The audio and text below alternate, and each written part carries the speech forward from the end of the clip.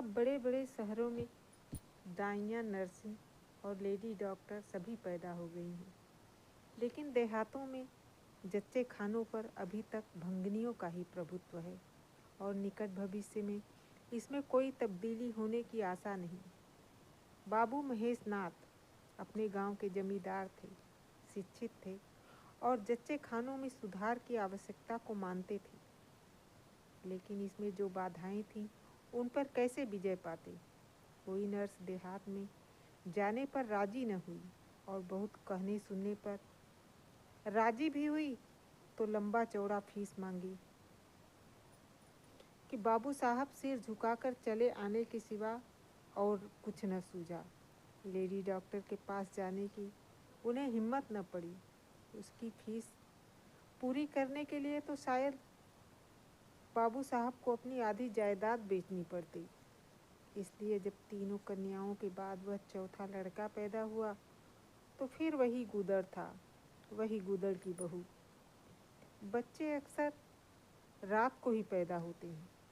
एक दिन आधी रात को चपरासी ने गूदड़ के द्वार पर ऐसी हाँक लगाई कि आस पड़ोस में भी जाग पड़ गई। लड़की न थी कि मरी आवाज़ से पुकारता। गूदड़ के घर में इस शुभ अवसर के लिए महीनों से तैयारी हो रही थी। भय था तो यही कि फिर बेटी न हो जाए, नहीं तो वही बंधा हुआ 1 रुपया और एक साड़ी मिलकर रह जाएगी। इस विषय में स्त्री पुरुष में कितनी ही बार झगड़ा हो चुका था, शर्त लग चुकी थी। स्त्री कहती थी, अगर अब की बेटा न हो तो मुंह न दिखाऊंगी। सारे लक्षण बेटे के हैं। गूदड़ कहता था, देख लेना बेटी होगी और बीच खेत बेटी होगी। बेटा निकले तो मूछ मुड़ा लूं। शायद गूदड़ समझता था कि इस तरह अपनी स्त्री में पुत्र कामना को बलवान करके वह बेटे की अवाई के लिए रास्ता साफ कर रहा है। भूंगी बोली, अब मूछ मुड़ा ले दाढ़ी जार। कहती थी, बेटा होगा। सुनता ही न था, अपनी ही रट लगाए जाता था। मैं आज तेरी मूछें मुड़ूंगी, खूंटी तक तो रखूंगी ही नहीं। गूदड़ ने कहा, अच्छा मोड़ लेना भली मानस, मूछें क्या फिर निकलेंगी ही नहीं। तीसरे दिन देख लेना, फिर ज्यों की त्यों है, मगर जो कुछ मिलेगा उसे मैं आधा रख लूँगा, कह देता हूँ। भूंगी ने अंगूठा दिखाया और अपने 3 महीने के बालक को गूदड़ के सुपुर्द कर सिपाही के साथ खड़ी हुई। गूदड़ ने पुकारा, अरे सुन तो, कहाँ भागी जाती है? मुझे भी बधाई बजाने जाना पड़ेगा, इसे कौन संभालेगा? भूंगी ने दूर से यही कहा, इसे वहीं धरती पर सुला देना, मैं आके दूध पिला जाऊंगी।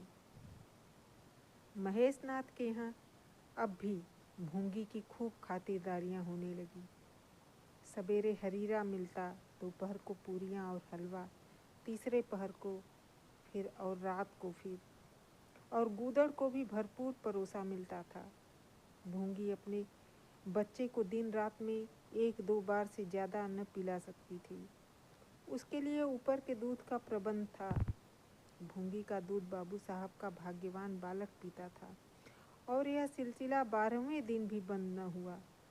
मालकिन मोटी ताजी देवी थीं, पर अब भी कुछ ऐसा संयोग कि उन्हें दूध हुआ ही नहीं। तीनों लड़कियों की बार इतना इफरात से दूध होता था कि लड़कियों को बदहजमी हो जाती थी। अब की एक बूंद नहीं। भूंगी दाई भी और दूध पिलाई भी। मालकिन कहती, भूंगी हमारे बच्चे को पाल दे, फिर जब तक तू जिए बैठी खाती रहना। 5 बीघे माफ़ी दिलवा दूंगी, नाती पोते तक चैन करेंगे। और भूंगी का लाडला ऊपर का दूध हजम न करने के कारण बार बार उल्टी करता और दिन दिन दुबला होता जाता था। भूंगी कहती, बहू जी मुंडन में चूड़े लूँगी, कह देती हूँ। बहू जी उत्तर देती, हाँ हाँ चूड़े ले लेना भाई, धमकाती क्यों है? चांदी के लेगी या सोने के? वाह बहू जी, चांदी के चूड़े पहन के किसे मुँह दिखाऊंगी और किसकी हंसी होगी? अच्छा सोने के ले लेना भाई, कह तो दिया। और ब्याह में कंठा लूँगी और चौधरी के लिए हाथों में तोड़े। वह भी ले लेना, भगवान वह दिन तो दिखावे। घर में मालकिन के बाद भूंगी का राज था। महरियाँ, महाराजिन, नौकर चाकर सब उसका रोब मानते थे। यहाँ तक कि खुद बहू जी भी उससे दब जाती थी। एक बार तो उसने महेश नाथ को भी डांटा था। हंसकर टाल गए। बात चली थी भंगियों की। महेश नाथ ने कहा, दुनिया में चाहे जो कुछ हो जाए, भंगी भंगी ही रहेंगे, इन्हें आदमी बनाना कठिन है। इस पर भूंगी ने कहा था, मालिक, भंगी तो बड़ों को आदमी बना देते हैं, उन्हें क्या कोई आदमी बनाए।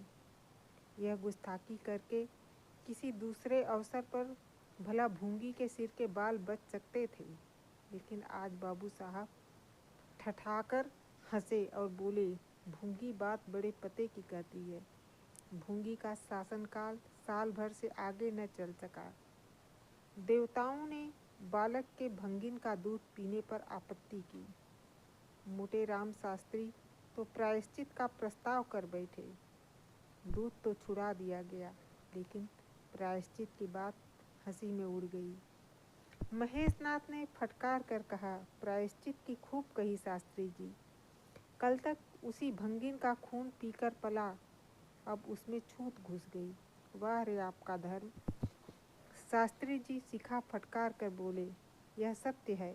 वह कल तक भंगिन का रक्त पीकर पला, मांस खाकर पला, यह भी सत्य है। लेकिन कल की बात कल थी, आज की बात आज। जगन्नाथपुरी में छूत अछूत सब एक पंक्ति में खाते हैं, पर यहाँ तो नहीं खा सकते। बीमारी में तो हम भी कपड़े पहने खा लेते हैं और खिचड़ी तक खा लेते हैं बाबूजी, लेकिन अच्छे हो जाने पर तो नियम का पालन करना पड़ता है। आप धर्म की बात न्यारी है। तो इसका यह अर्थ है कि धर्म बदलता रहता है, कभी कुछ कभी कुछ, और क्या।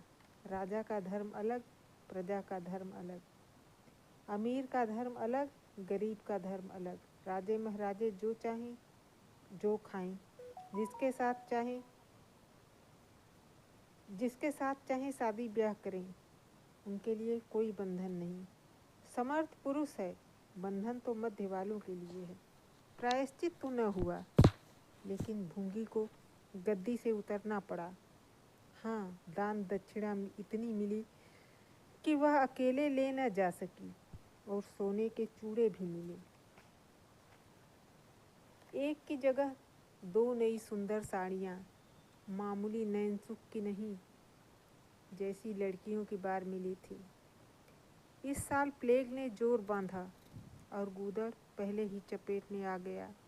भूंगी अकेली रह गई, पर गृहस्थी ज्यों की त्यों चलती रही। लोग ताक लगाए बैठे थे कि भूंगी अब गई। फला भंगी से बातचीत हुई, फला चौधरी आए, लेकिन भूंगी कहीं आई न कहीं गई। यहाँ तक कि 5 साल बीत गए और उसका बालक मंगल दुर्बल और सदा रोगी रहने पर भी दौड़ने लगा। सुरेश के सामने पिद्दी सा लगता था। एक दिन भूंगी महेश नाथ के घर का पनारा साफ कर रही थी। महीनों से गलीच जमा हो रहा था। आंगन में पानी भरा रहने लगा था। परनाले में एक लंबा मोटा बांस डालकर जोर से हिला रही थी। पूरा दाहिना हाथ परनाले के अंदर था कि एकाएक उसने चिल्लाकर हाथ बाहर निकाल लिया, और उसी वक्त एक काला सांप परनाले से निकलकर भागा। लोगों ने दौड़कर उसे मार तो डाला, लेकिन भूंगी को न बचा सके। समझे पानी का सांप है, विषैला न होगा, इसलिए पहले कुछ गफलत की गई। जब विष देह में फैल गया और लहरें आने लगी, तब पता चला कि वह पानी सांप नहीं, गेहूं था। मंगल अब अनाथ था। दिन भर महेश बाबू के द्वार पर मंडराया करता। घर में जूठन इतना बचता था कि ऐसे 10-5 बालक पल सकते थे। खाने की कोई कमी न थी। हाँ, उसे तब बुरा लगता था जब उसे मिट्टी के कटोरों में ऊपर से खाना दिया जाता था।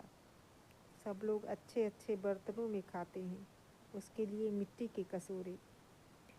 यूँ उसे इस भेदभाव का बिल्कुल ज्ञान न होता था, लेकिन गांव के लड़के चिढ़ा चिढ़ा कर उसका अपमान करते रहते थे। कोई उसे अपने साथ खिलाता भी न था, यहाँ तक कि जिस टाट पर वह सोता था वह भी अछूत था। मकान के सामने एक नीम का पेड़ था, इसी के नीचे मंगल का डेरा था। वह फटा सा टाट का टुकड़ा, दो मिट्टी के कटोरे और एक धोती जो सुरेश बाबू की उतरन थी। जाड़ा, गर्मी, बरसात, हर एक मौसम में वह जगह एक सी आरामदेह थी। और भाग्य का बली मंगल झुलसती हुई लू, गलते हुए जाड़े और मूसलाधार वर्षा में भी जिंदा और पहले से कहीं स्वस्थ था। बस कोई उसका अपना था तो गांव का एक कुत्ता जो अपने सहवर्गियों के जुल्म से दुखी होकर मंगल की शरण आ पड़ा था। दोनों एक ही खाना खाते, एक ही टाट पर सोते। तबीयत भी दोनों की एक सी थी और दोनों एक दूसरे के स्वभाव को जान गए थे। कभी आपस में झगड़ा न होता। गांव के धर्मात्मा लोग बाबू साहब की इस उदारता पर आश्चर्य करते। ठीक द्वार के सामने 50 हाथ भी न होगा मंगल का पड़ा रहना उन्हें 16 आने धर्म विरुद्ध जान पड़ा। छी, यही हाल रहा तो थोड़े ही दिनों में धर्म का अंत ही समझो। भंगी को भी भगवान ने ही रचा है, यह हम भी जानते हैं। उसके साथ हमें किसी तरह का अन्याय न करना चाहिए, यह किसे नहीं मालूम। भगवान का नाम ही पतित पावन है, लेकिन समाज की मर्यादा भी कोई वस्तु है। उस द्वार पर जाते हुए संकोच होता है। गांव के मालिक हैं, जाना तो पड़ता ही है, लेकिन बस यही समझ लो कि घृणा होती है। मंगल और टॉमी में गहरी बनती थी।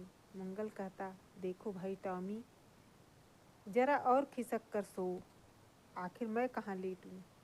सारा टाट तो तुमने घेर लिया। टॉमी कूं कूं करता, दुम हिलाता और खिसक जाने के बदले और ऊपर चढ़ जाता एवं मंगल का मुंह चाटने लगता।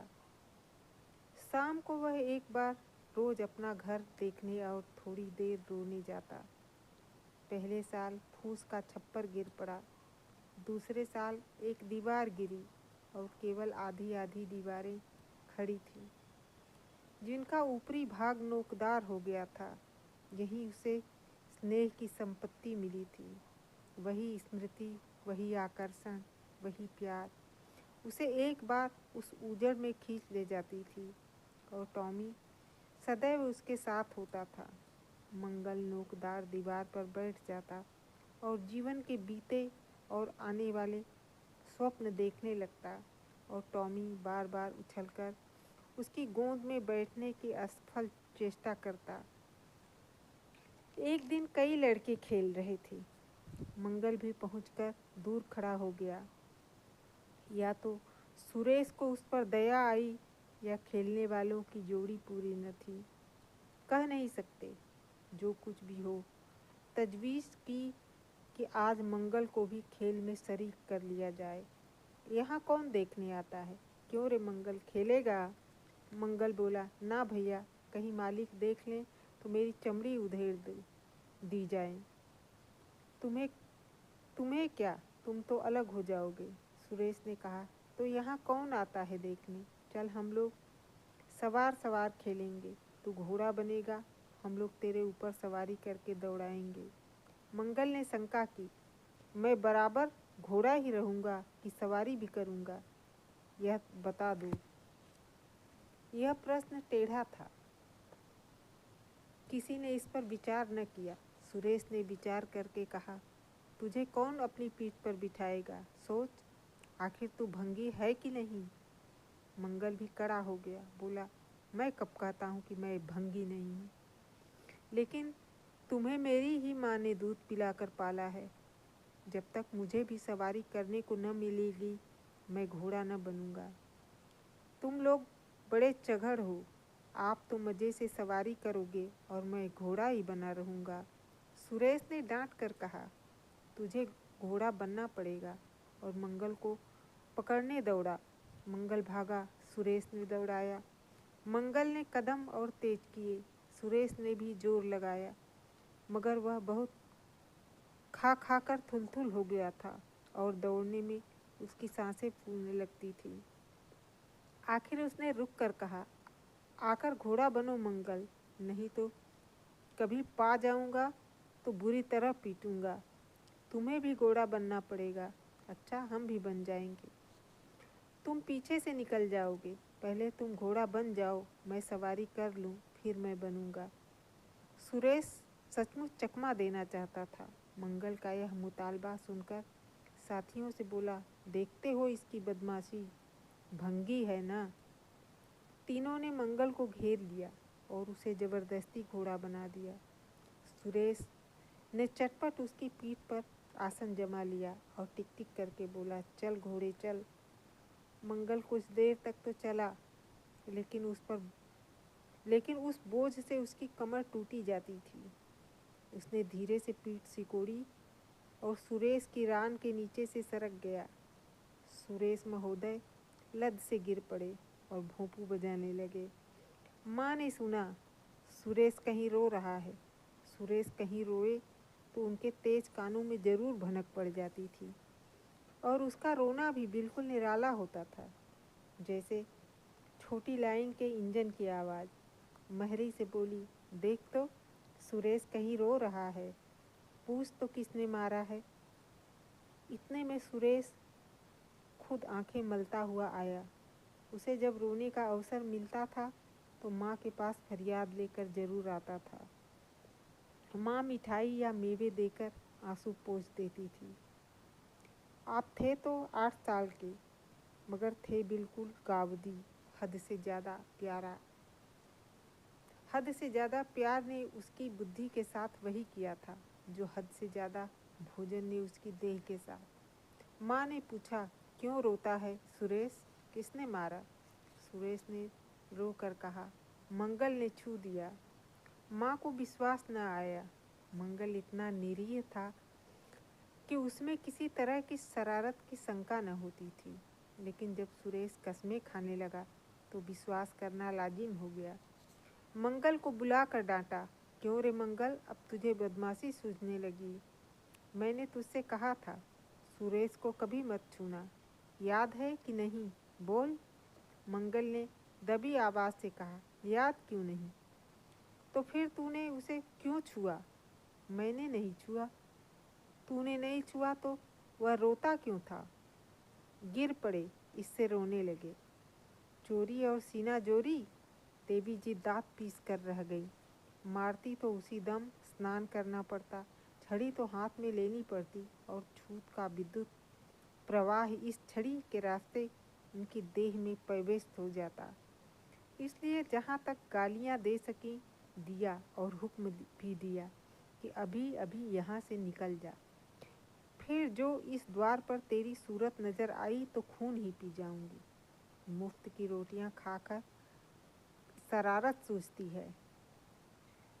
मंगल में गैरत तो क्या थी, हाँ डर था।